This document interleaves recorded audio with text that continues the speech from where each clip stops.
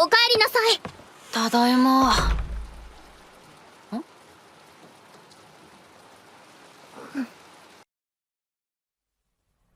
I thought I had it all together, but I was led astray.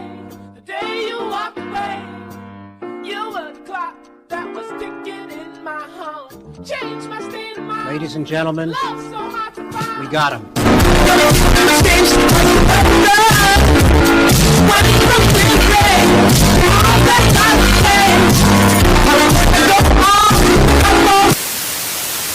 A long while ago, I made a video on Princess Connect Redive, where I voiced out several grievances I had with the anime because even though you're just a pointless adaptation to promote a game, it doesn't give you a pass to release a bad product. It was met with a fairly negative response, and I ended up getting a copyright strike because of the NIP's broken copyright system. Does YouTube care? Of course not. They're much too busy shutting people like me up and then giving themselves pat on the backs for being pro-free speech. And I also really care deeply about the freedom of expression. Am I bitter? No, not really. That was only like 5 days of my life destroyed within seconds by a company that didn't even have direct ties to the show I was talking about, so that's cool. But this definitely means I'm not going to tell you which videos I actually care about, lest I give them any ideas. However, I bring this up because in said video, I also talked about how I think that the fantasy genre in anime has been really dragged through the mud, specifically on the isekai part of the spectrum. If you reverse the clock, there existed a time where the idea of getting transported into another world was a very interesting concept. The thought of being taken away from your home to a whole other dimension where the culture and rules were vastly different was a scary yet intriguing thought. It often came with a few lessons along with it as well, such as appreciating the good aspects in life,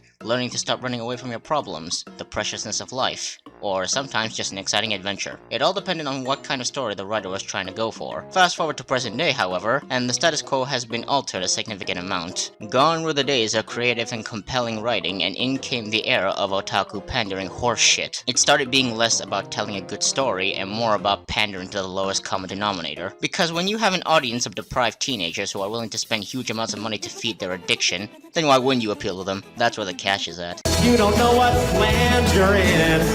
I'm in the land of pandering. This is one of the biggest reasons why I really despise the current state of this genre. Not only is the quality of the story gone to shit, it's also kind of encouraging escapism to an unhealthy degree. Are you a socially awkward loser who hasn't done a single productive thing in your life? Don't worry about it, mate. It's not your fault. It's the world that's the problem. Here's a nice little show that depicts how oh so amazing you would be if you were transported into another world with a shit ton of powers just handed over to you for no reason. Keep at it, king. Okay, time for a pause. I'm not saying that every Japanese isekai author is an antisocial loser who's living in his own fantasy, nor am I saying that all modern isekai are bad. There are definitely a few good ones in between the piles of shit we usually get. A few I'd personally recommend are Grimgar of Fantasy and Ash, Welcome to the Demon School Iruma-kun, Konosuba, and I Reincarnated as a Spider. I wanted to throw in ReZero in there as well, but I have my own set of problems with that show that'll get its own separate video someday. Anyway, the point I'm trying to make is that these shows are in fact the exception, not the rule. In fact, one of the best things about Konosuba is that it's making fun of how ridiculous this genre has gotten. The ratio of good shows to bad ones is significantly large, with majority of them being fucking terrible. Which then brings us to the show that we'll be discussing today. I don't think I need to go into too much detail about Mushoku Tensei, considering the collective dick-sucking the entire community has been doing since its release. It is the latest isekai anime that has taken the populace by storm, hailing it as the grandfather of modern isekai. I want to really emphasize the modern part in that statement because Digimon is much older and still better than this show. However, that doesn't mean I'm trying to discredit this show in any way. I'm simply telling you that although it's completely valid to compliment Mushoku Tensei, it's important to still know your fucking place. But with that said though, I honestly do want to give credit where credit is due, as I believe this is probably the best isekai I've seen in a long time. So, like every review of mine, I'm going to go over the basic plot as well as the characters while also explaining what I think the show did right and what it did wrong. There are quite a few things to go through, so let's jump right into it, shall we?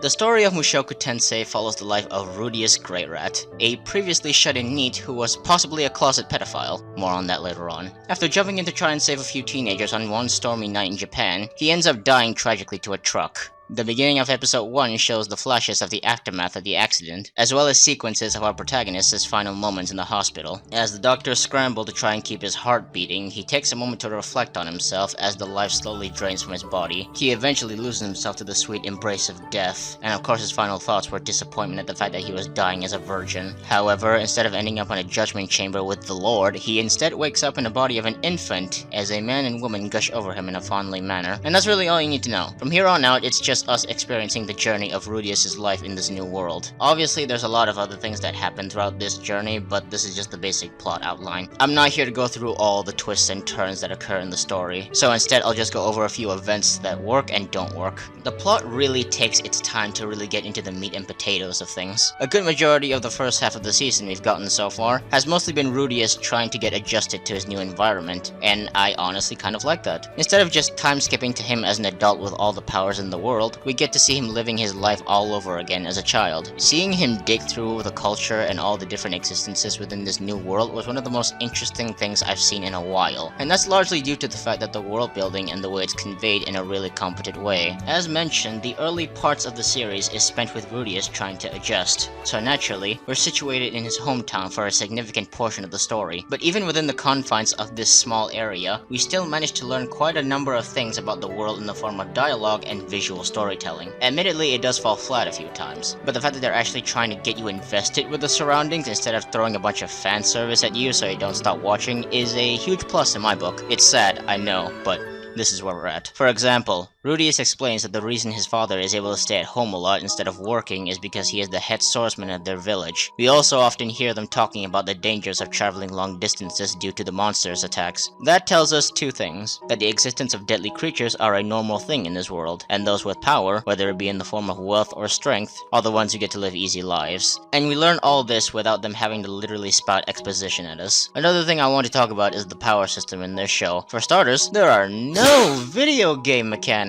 Rudius discovers magic from pretty early on in his new life, and the way it is meant to be utilized is not through stats, but instead it needs to be developed through training and hard work. No fucking way! I know, I was just as surprised as you were. Unfortunately, the mechanics they establish aren't exactly the most concrete of things. Like, okay, I understand that in order to cast a spell, a person has to concentrate all the energy and mana within himself, but how exactly does that work? What exactly is magic? In Naruto, chakra was sort of a spiritual deal, an energy that just existed within our soul that we are able to strengthen through training and experience, and the way to control that energy and make it do what you wanted was through hand signs. So, we have a clear picture of what chakra is, where it comes from, and how to control it. In Mushoku Tensei, however, we don't really get as much information as we did in Naruto. We know that magic requires a lot of concentration to control, and we know that a person can increase their mana pool by continuously training spellcasting, but we don't know where exactly that magical energy comes from, nor how it is controlled. Initially, you would think it's channeled through chanting, but that idea goes out the window when Rudius is able to use magic without chanting. How does one even become able to use magic? Is everyone just able to pick up a spellbook and cast something, or are only certain people able to do so? Now granted, the lack of information doesn't really mean much in the grand scheme of things. At the very least, it hasn't affected the quality of the story in a negative manner in any way. I'm just bringing these things up because I think that's where the world building got a bit lazy, as well as a bit too focused on trying to make Rudius oh so amazing. I really don't think the author should have made magic without chanting a thing. There are better ways to make him talented without destroying the possibility of a more concrete power system. Also, the people decide on who's dangerous based on the color of their hair. I'd say that's a pretty stupid concept if it wasn't for the fact that that would honestly be very useful in our current world. 50th billion times if you fucking listen. Can you shut the fuck up for a second too? Rape accusations discredit rape victims, which reinforces rape culture, which is part of patriarchy. The idea of certain people... Now, there's one more thing I'd like to address, but it's a bit of a tricky subject to go through for one specific reason, and it's that the modern anime fanbase will call anyone a sensitive snowflake nowadays the second you even think about criticizing something morally questionable. Because it's fiction, bro. Why you gotta get so heated up about things in fiction? In which case, I'll tell you, I don't mind raunchy things happening in a story. Slavery, sexual harassment, rape, I don't give a shit. shit as long as it has a reason to be in the story. For example, and I'll bring up a show that I hate for this just to show I'm not biased, I had absolutely no problem with the first episode of Goblin Slayer, because goblins were always known to be animalistic cretins that pillaged village and raped women, so it didn't bother me at all that this happened to them. It was kind of annoying that it focused on certain shots for far too long, mainly because I think they were also trying to fetishize it, but overall, it wasn't that big of a deal to me. Look, what I'm trying to say is that there's a time and place for everything. You can use sensitive and disturbing subjects as long as you make sure there's a valid reason for it to be there. Otherwise, it's just filthy edgelord garbage. And while Mushoku Tensei has very little edge present in its story, my question is, was it really necessary to put literal children in so many of these suspicious scenarios?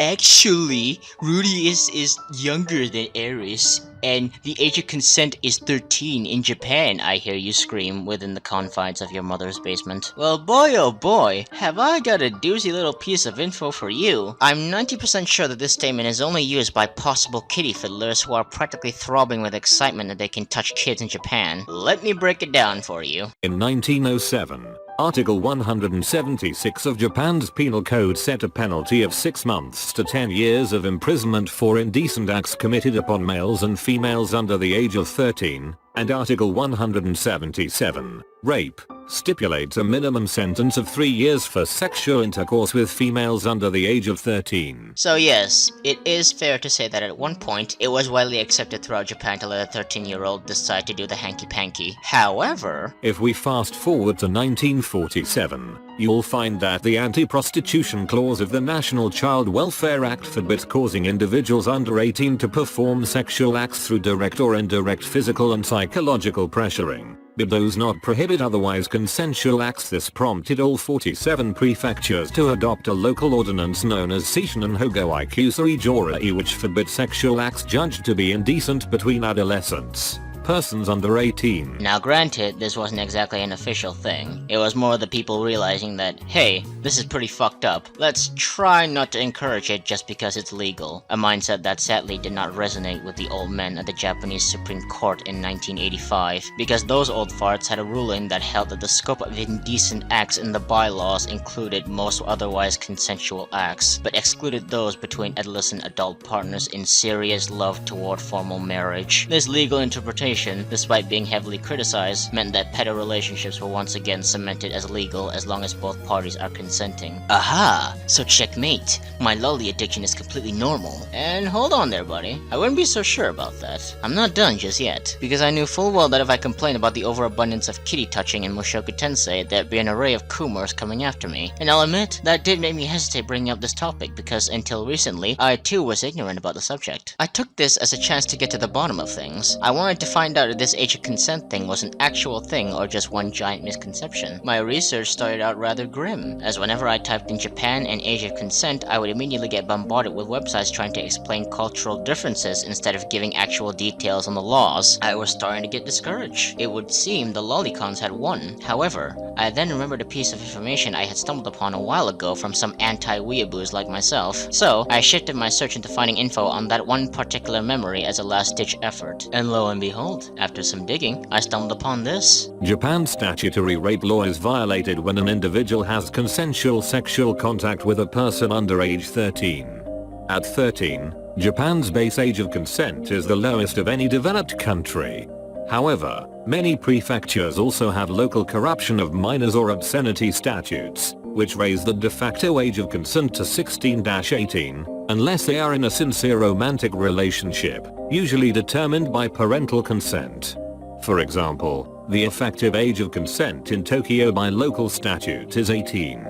The age of marriage is 16 for girls and 18 for boys with parental permission, and 20 otherwise, as stated in the Child Welfare Act of Japan. So, despite the Supreme Court of Fukuoka saying it's a-okay to do it as long as you trick the child into doing it, it seems the legal authorities of the other prefectures didn't quite agree with the sentiment. They had the option to make the age of consent be 13, but being logical human beings didn't take that option. In fact, according to the website, there's only about 2 pieces of territory in Japan that gives you a pass on that kind of crap. So, if you expect to move to Japan in hopes of carrying out your fantasy of sniffing lolly pantsu, I suggest you make sure it's in these 2 places, you quirky otaku you. And now that it's over, I'm starting to realize that was a pretty huge tangent to go off of. Overall, I don't really have any major problems with Mushoku Tensei's plot or world building. I think they're very solidly written and can be incredibly engaging a lot of the time. I just think they could have cut down a lot of those scenes that would get me arrested. I'm not saying they should be removed entirely, because at the end of the day, they are still in a medieval setting, and stuff like this was, sadly, pretty normal in that era. However, there's a clear difference between showing it to be historically accurate and showing it because you have a weird-ass fetish. The show has a lot of good things about it, but to claim that none of these scenes have any sort of creepy fetishistic implications in them whatsoever is fucking stupid. Don't take this as me trying to virtue signal at you. I'm not trying to start some sort of movement to destroy all lolicon hentai. Hell, I don't really care if you want to jack off to this stuff, buddy. Just stop trying to excuse or justify any of it when it's clearly happening right on your screen. It's weird,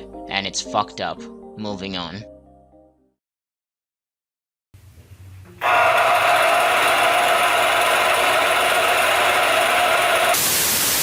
Our protagonist, Rudius Greyrat, is a rather interesting specimen. Previously a shut-in NEET in his past life, Rudius was a disgusting, filthy old man who was leeching off his family until his parents passed away. They were willing to try and stomach his behavior up to that point, but because he didn't even have the decency to show up for their funeral in favor of jacking off to some anime tits, they kick him out, and rightfully so. Now officially disowned and with nowhere to go, the last bit of good he tries to do with his life was to try and save a bunch of high school students, a task that, although admirable, he doesn't even seem to succeed in doing, as it's implied they're heavily injured during the first few minutes of the pilot episode. The reason I call Rudius an interesting specimen is due to the complicated feelings I have towards him. Anybody who has been watching me for a while should know by now how much I value characters in fiction, so much so that I hold them to a higher level of importance than the story itself. In Mushoku Tensei's plot, if you break it down, is pretty basic, so the best thing it's got going for it are the characters. Because it's hailed as the grandfather of modern isekai, Mushoku Tensei naturally holds a lot of the tropes and cliches that we see in the genre in this day and age. A lot of the characters are very much made up of several different stereotypes that we've all gotten used to seeing, but because they weren't cliches yet when this was created, there's a bit more tact and thought put into their usage than there is in most other shows. I think Giguk explained it pretty well in his video on the show, in that these tropes aren't just here to check off a list of pandering material to the lowest common denominator. Instead, it's being used for its intended purpose, which is as a device to tell a good story. There's a good reason why it has to be an isekai. There's a good reason why Ares is such a little piss stain, and there's a good reason why Rudius is so skilled in magic despite being so young. He's a child with the consciousness and intelligence of a grown man inside him. Of course he's going to have an easier time grasping learning concepts than other kids. It's not that he's talented, it's just that his circumstances put him in a position where he has a slight edge on others. But if he ever starts slacking,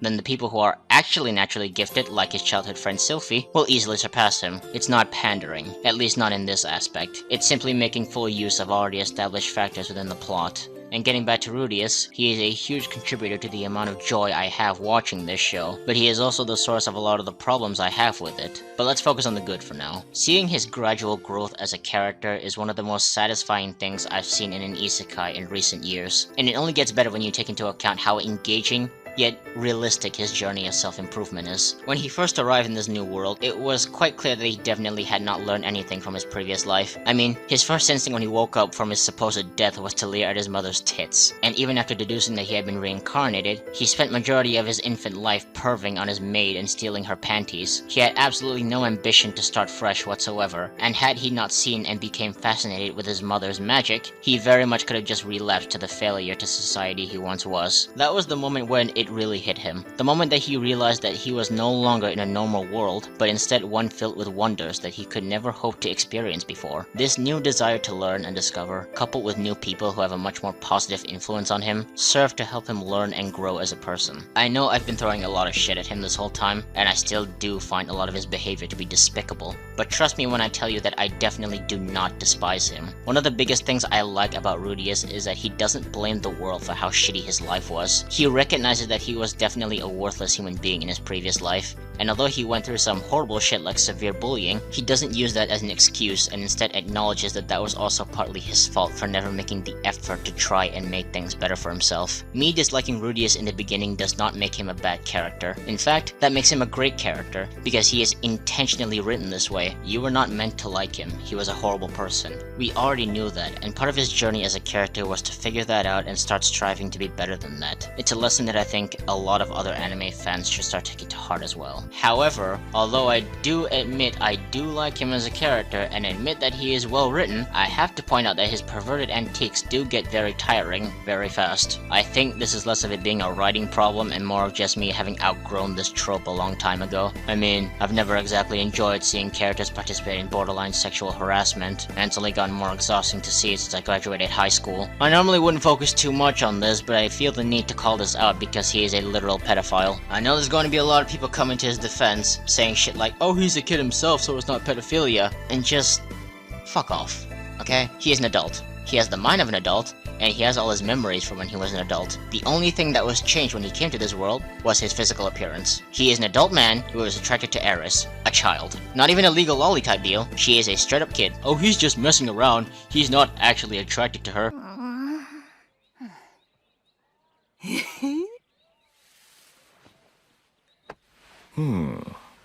まだまだダブル A じゃな。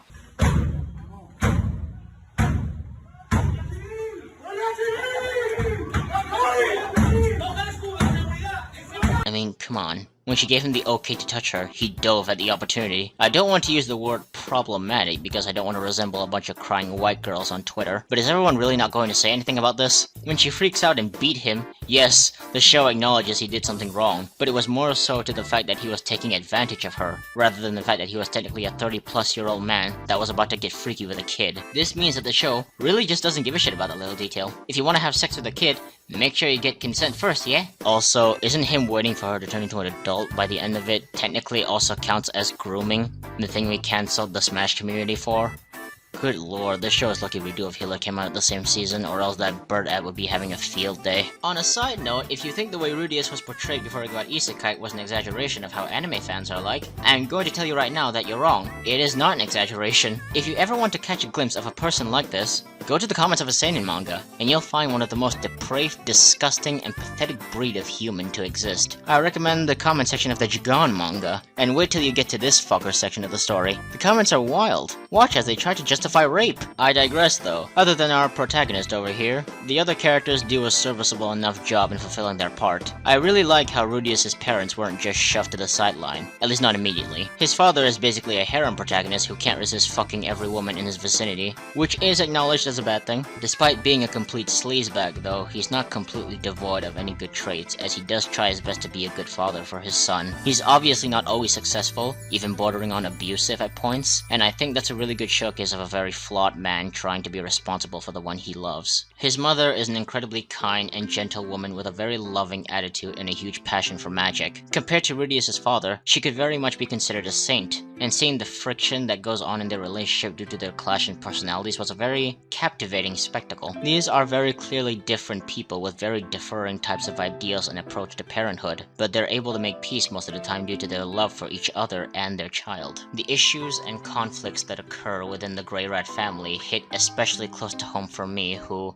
for the sake of not saying too much, didn't exactly grow in the most healthiest of households. So I really enjoyed the show's take on the issues of family and the struggles of growing up. Other than that though, however, I really don't have much else to say about the other characters other than they're enjoyable enough.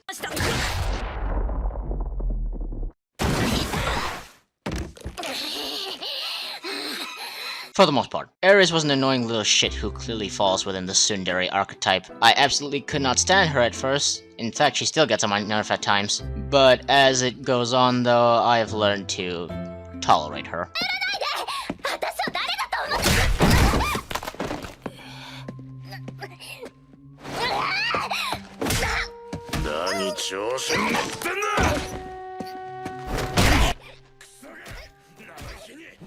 This guy fucks. As a final statement for this segment, I suppose I'll just tell you that Ghislaine fits every single fetish I have.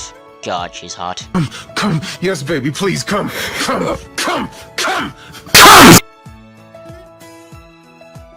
Now, I could sit here for the next 1 or 2 minutes trying to tie in all my points into one giant last statement, but I honestly can't be bothered. This video is a huge jumble of all sorts of things, and I don't want to go through the damn trouble, so I'm just going to tell you that Mushoku Tensei is worth watching. Take it from a guy who has had the largest hate boner towards the isekai genre for the longest time now. The show displays a lot of charm and tight-knit writing that I haven't seen in a long time, and the way it goes about exploring its world and the several different cultures and existences inside it makes the inner kid within me jump with joy. This is what the fantasy genre should be. Exploration, wonder, excitement, hesitation. It's all just so invigorating to see. And I want the industry to start pushing for more shows at this level of quality, or maybe going a step further and making something even better. I don't want to see an incel get transported to another world and have everything spoon-fed to him. I want to see a compelling journey of an actual layered and interesting character, and that's exactly what Mushoku Tensei gives me. You know, just turn it down with the kid lusting next time.